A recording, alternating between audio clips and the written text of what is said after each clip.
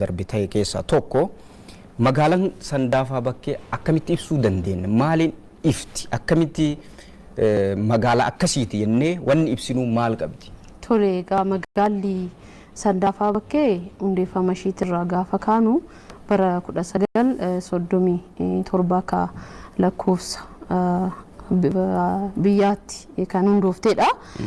Taansuun bara 1974 kan pilaanii argattee fi bara 2015 murtoo mootummaan naannoo Oromiyaa fudhateen magaala sadarkaa giddu galeessarraa magaala sadarkaa olaanaatti ol guddatteedha. Guddinni magaalaa keenya wajjiniinis wal qabatee gaafii dheeraa hawaasa keenyati waan ta'eef bulchiinsa mootummaa naannoo Oromiyaatirraa hawaasni keenya kabajaa fi ulfina galata guddaa qabaa fi magaalli Sandaafaa bakkee egaa akkuma beekamu magaala seentarii biyyaatirraa yookiin giddu galeessa biyyaatirraa Finfinnee irraa jechuudha.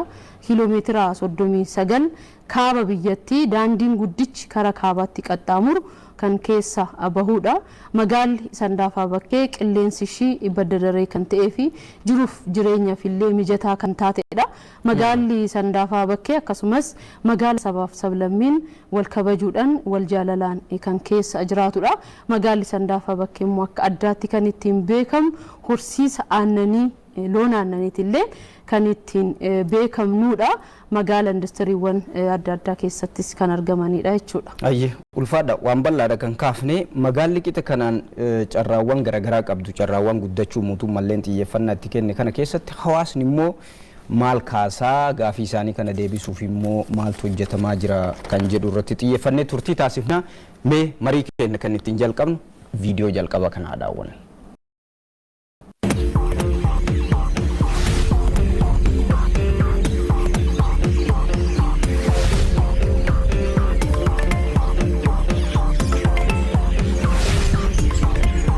Kan argamnu bulchiinsa magaalaa Sandaafaa bakkeetti ganda duwwaa tokkotti goxii jaha kan jedhu kun har'a guyyaan isaa jimaataa guyyaa tajaajilaati garuu waajirri kun goxiin jahaffaan cufaadha. Namni keessa hin jiru.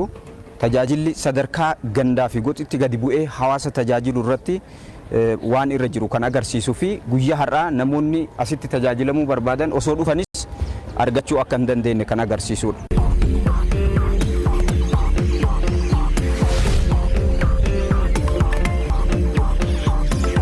Amma kan argamnu bulchiinsa magaalaa Sandaafaa bakkeetti ganda Sandaafatti argamna. Ganda kana yeroo dhufnu sa'aatii tajaajilaati amma naannoo sa'a 9ti. Biiroo bulchiinsa irraa eegalee cufaadha. Biiroon isaanii sa'aatii tajaajila hojii mana galmeeti. Manni galmees cufaadha. Guyyaa jimaataa sa'aatii 9 irratti. Biiroo itti aanaa bulchaati hin jirani.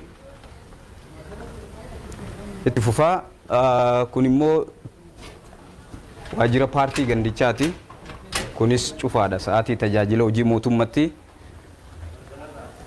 Akkasumas eejensii galmeessa ragaalee siivilii ganda Sandaafaa biiroon isaanii cufaadha. Kanaafuu kenni tajaajila mootummaan sadarkaadhaan gadi buusee irratti hojjetu sadarkaa gandatti gaafa gadi bu'u yeroo uummanni tajaajila barbaadutti qixa kanaan waajjiraaleen cufaa yoo ta'an kenni tajaajila akkamitti si'atuu danda'a. Bulchiinsa magaalaa Sandaafaa bakkee keessatti gandi Sandaafaa sa'aatii tajaajila mootummaatti biirooleen hedduun cufaadha. Kanaafuu kenna tajaajila irratti kun danqaa jiruu fi mootummaan immoo dhimma kenna tajaajila qoratee sadarkaa rakkoon kun akka furamuuf hojjetaa jiraatus sadarkaa gaditti yoo gadi bu'u ammas hawaasa tajaajiluudhaaf fedhii dhabuun biiroo cufatanii sa'aatii tajaajila mootummaatti biiroo taa'uu dhabuun danqaa ta'ee sadarkaa gaditti itti fufuuf agarsiiftudha. Daawwattoota keenya walitti deebineera. Dhimmi kun mootummaan dhimmoota irratti xiyyeeffatee waggoottan darban keessa hojjetaa ture. Nus akka miidiyaatti irratti hojjetaa turre keessaa tokko.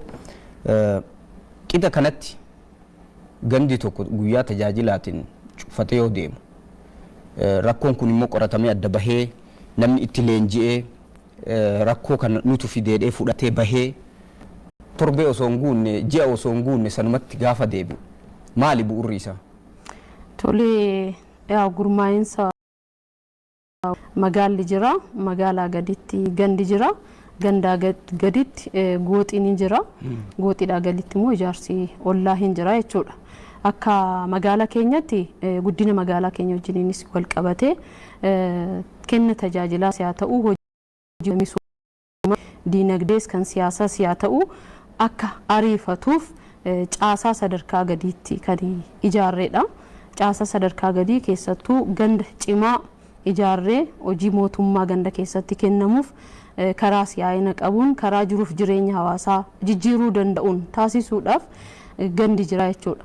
Akkuma amma suura irratti dookumentarii kaastan kanatti gooxiin qaamni gooxa irratti hojjetu qaama tajaajila bilisaa kennuudha jechuudha.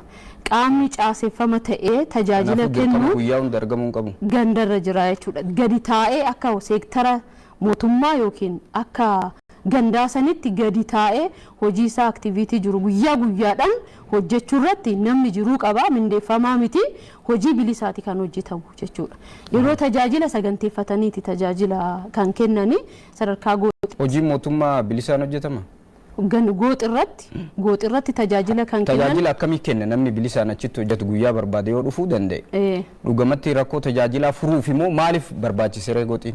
Gooxiin tajaajila furuudhaaf sirruma akka kaaste gooxi irratti garuu akka hojjetaa mootummaa sadarkaa gandaarra yookiin sadarkaa magaalarra jiru son taane qaama volontarii ta'e kana dirqisiisteetii miti kan hojjechiistu jechuudha.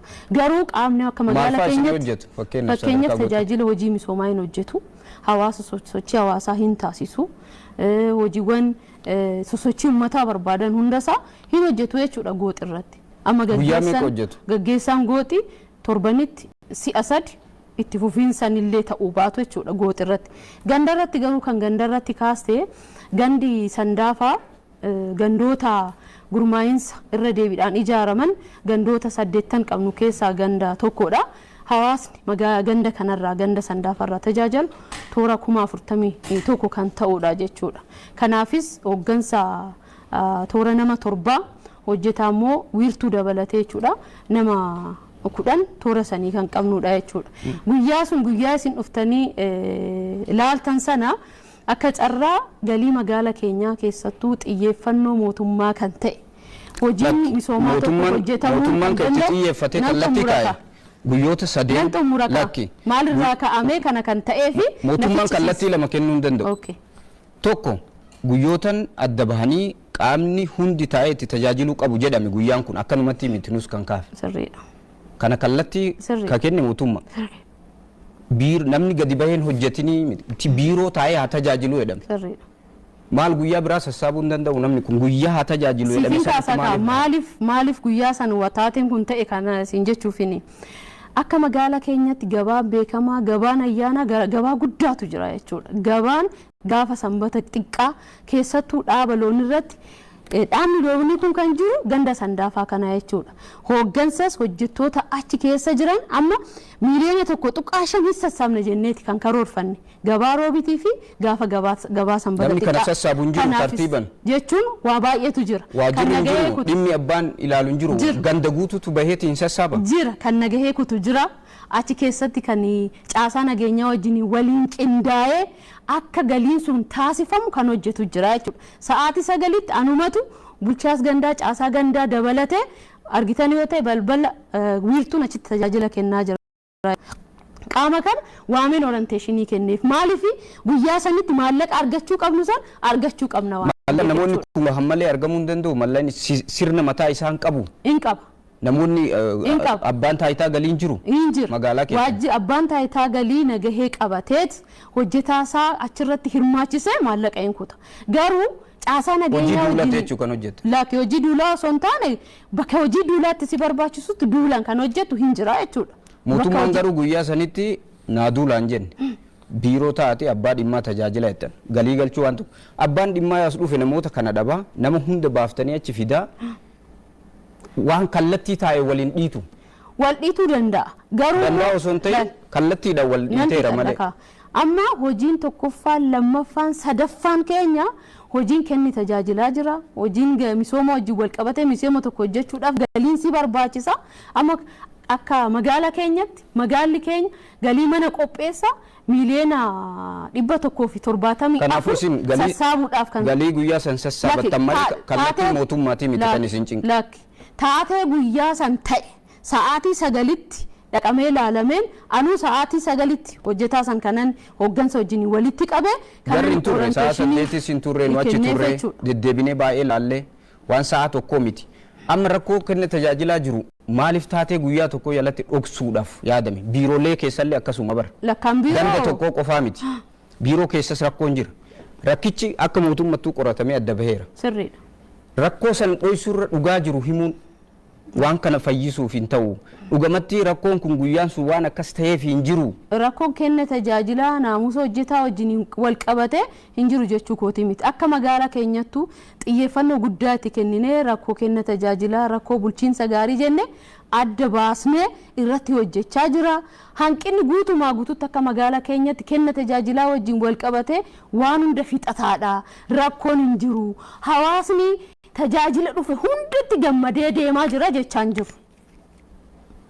jiru garuu mooyyuu taatee guyyaa san ta'e san irratti sirritti waan kana ofuma abbummaadhaan natu qabatee orienteeshinii kana kennaa ture amma guyyaa sanitti toora qarshii 700 oli kan sassaabne jechuudha gaafa qadaame isin waa'ee qarshiitii waa'ee kallattii taa'eeti moo waa'ee qarshiitu isin cinqe kallattiis cabsaan jiru baay'ee kallattiis cabsine isin jechaan jiru kallattiis cabsine isin jennu namni yakki kallattiin already cabeera maaliifi nama taa'ee haa tajaajilu jedhamee kallattiin taa'ame isin immoo lakki biiroo bahaa hojiirratti bobba'aa jettaniin kun cabsuu miti amma gabaan guyyaa sanii deebi'ee hin dhufu waan ta'eef jechuudha hawaasni keenyas ofii isaatiifuu wajjin hin hirmaateet ofii isaatiifuu galii irratti jechuudha amma magaalli keenya guddinni magaalaa keenya iyyuu kan argame tokko akkaataan sassaabbii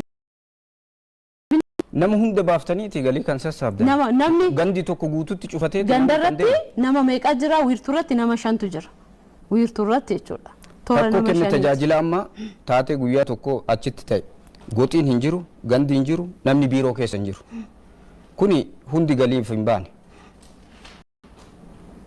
goxiirraa kaasee ganda deemnee hanga biirootti ilaalle hundi wal fakkaataadha kanaafuu waan kana sababa xixiqqaa guurree yookiin sababa wayii fudhannee rakkoo san irra diburra sababa tuttuqee yookiin irra dibuuf osoo hin taane waan taatee guyyaa san ta'e san sii kaasuufini jechuudha sii kaasuufini kanaafuu akkaataa mootummaan tajaajila gadi buuseen nuka argine qabatamni lafa jiru sanii kallattiin guyyoota sadeen san haa taa'amu jedhame sun kan cabsu hooggansuma gadi yeroo jechuudha dalakka akkasi cabsu osoo hin taane guyyaa sanatti orienteeshinii kennuudhaaf sa'aatii 9 booda namoonni sun yoo hafan namoonni afran shanan sun bulchaan namoonni achi tajaajilan shanan sun yoo hafe galiin sun hin galu ingala galu